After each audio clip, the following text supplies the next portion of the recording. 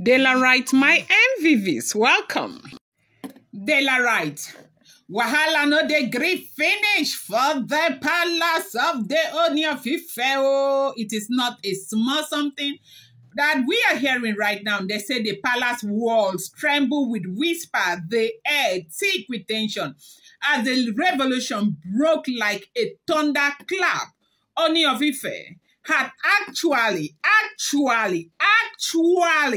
gifted Queen Naomi a breathtaking mansion in the prestigious Kingston Heights, London, a ground symbol of his unwavering love and devotion to the woman who still held the key to his heart, or rather, who still holds the key to his heart. And I know say English is not easy. Now, if you remember, this is not the first time you'll be hearing about a Kingston Heights apartment mansion that has been causing a lot of problems. You know, it came up the other time. There was so much controversy, but in the character of the great monarch, he will not talk about it again until he will do what is in his mind. Now, remember at that time, Olori Naomi still had a legal battle with the state, Ibadan. And so, he had said that when everything is over, Naomi doesn't have to stay in the palace. Naomi will have to stay in London, right? Now, they actually said he gave Naomi an open check to, choose where she wanted to stay, okay? Either UK or Canada, okay? Because Ooni has another big mansion in Canada, as we are hearing. And so in Canada, they said that Naomi said she wasn't going to Canada, that she doesn't have people in Canada. But she has a lot of people in London. And you know that Yorubas are very many in London. Like, London is almost like another Lagos, right? And so Queen Naomi chose London. And Kabiyesi said, okay. Since it's London, it's even better that Naomi was going to stay in his house. Now, it's important to understand that this drama that they are saying Ooni gifted Queen Naomi a Kingston Heights house in Thames. It's not like Ooni of Ife gave Queen Naomi the house like, okay, this is your property, take the paper. So it's not like the royal mansion. It's still Ooni of Ife's house. But Kabiyesi is saying that since he has a house there, let Naomi go and stay there. So apparently Naomi will be staying in her matrimonial home now. So this thing caused a lot of debate the other time, okay? It was a move that sent shockwave through the palace. You know, leaving his other wives, particularly Ebony. And recently we heard that Igbis devastated beyond what they had harbored dreams of residing in the luxurious Kingston Heights, basking in the prestige of a royal home in one of the London's most coveted, location. But with a single act, their aspirations were crushed beneath the weight of Queen Naomi's, resurgent prominence, okay? Now, as we are hearing what is going on right now, despite the trials, the separation, and the storm that rocked their union, that is Queen Naomi and the Ooni of Ife's union, Ooni of Ife's love for Queen Naomi had never won. If anything, it had deepened, matured into something unshakable. This latest act of generosity was not just about the house, it was a statement, an affirmation that Queen Naomi and their son Tadenikawo were not just part of his life, but the very essence of the life of the Ooni of Ife. The Kingston mansion was more than just bricks and mortar. It was a palace fit for a queen, a fortress of love carved out in one of the world's most elite neighborhoods. And with it, Ooni was making it clear to the world that Queen Naomi and Tadenikawo were irreplaceable. For Ebony and Igbis, the news was a dagger to the heart. They had fought, sacrificed, and endured the weight of royal expectations, believing that their loyalty would one day grant them the same privileges Queen Naomi effortlessly commanded. But as reality sets in, so did the painful truth. There were mere shadows in the wake of Queen Naomi's radiant presence. Ebony in particular was inconsolable. I gave my youth, my time, my everything for this throne. I endured scorn. I smiled through the pain, believing that one day my day of reward will come. But see how the fates have played me. How can I ever recover from this? She wailed, her sob echoing through the hollow, halls of the palace. Now, it's important to understand that this issue is coming up again. Like I said, this is not the first time you're hearing about the Kingston Heights apartment or the Kingston Heights mansion. But the issue resurfaced again just because Ooni of Ife had, began to make preparation for Queen Naomi to move there. Remember that the Yoruba is said Amwalabide or Mwalabide. Please, you people should not it's fast approaching.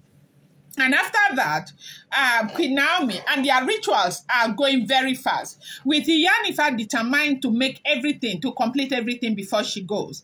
And so, Naomi cannot stay inside the palace of the Ooni of Ife, even though the Yoruba elites are saying she should be welcomed back to the palace before she goes anywhere, which is something that is going to happen. But we are not sure if it is going to happen before the Yoruba Mwalabi's day or after, because they say they are supposed to do 12 rituals. I don't know, they say they have done 5, and they are supposed to do another 3 as man and wife every full moon. They have done only 1. And if I am right, full moon, is it not the end of the month that new moon comes out?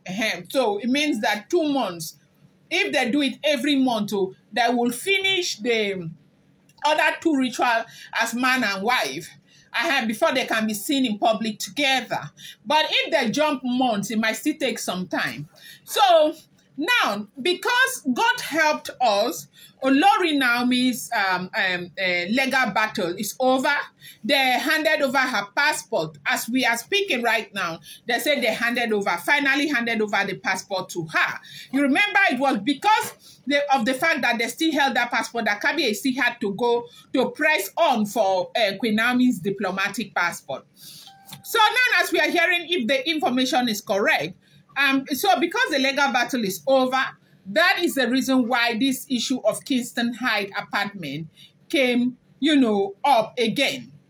Now, Igbi, once dignified and poised, could not hold back her anguish. Have I not loved the king enough? Have I not served in silence? Swallowed my pride and remained steadfast? Why then has my loyalty been rewarded with heartbreak? She lamented, she cried, seeking solace from the palace matrons who could offer nothing but sympathetic glances. Everything I did for the throne. Most of the time, I effed up for the throne, for the love for our king. I love my husband. The world may not believe it. The world might think I am too desperate, but I love my husband. Everything I did to keep my husband. She cried. As the tension reached boiling point, the matter was brought before the Council of Obas. They said the revered custodian of Yoruba tradition. Could they question the Ooni's decision? Could they intercede on behalf of the other wives? The answer was swift and unyielding. The Ooni is a divine ruler. His heart knows its true owner, and his decision must never be questioned. If he has chosen to bestow the best upon Queen Naomi and the prince, it is because the gods have willed it. To challenge this is to challenge destiny itself. One of the elders pronounced with, finality, "You have no gods." Since we have been in Ile-Ife, this is the first time we are having Oloris who think that they have the audacity to question the decision of the Ooni of Ife. And it will never continue. We are never going to allow it continue. You have no right. And so the case was closed, leaving the disillusioned wife with nothing but their tears and shattered dreams. Their cries of injustice fell on deaf ears, for the decision had been made. Queen Naomi remained the chosen one, the irreplaceable jewel in Ooni of Ife's crown, and no force, mortal or mystical, could, alter the truth. Now, as the sun sets over the palace, whisper of the Ooni's undying love for Queen Naomi continued to ripple through the kingdom. The streets of London murmured with scandal. The women of the palace wept in silence, and the world watched in awe as history repeated itself again. They said this had happened before in the past with these same people, oh, the same people. You know, the Yoruba people that believe in reincarnation, if I am not mistaken, okay? And they said that these two people, the Ooni of Ife and Queen Naomi, they have been reincarnating, and that this is like not the first time that this is happening, okay?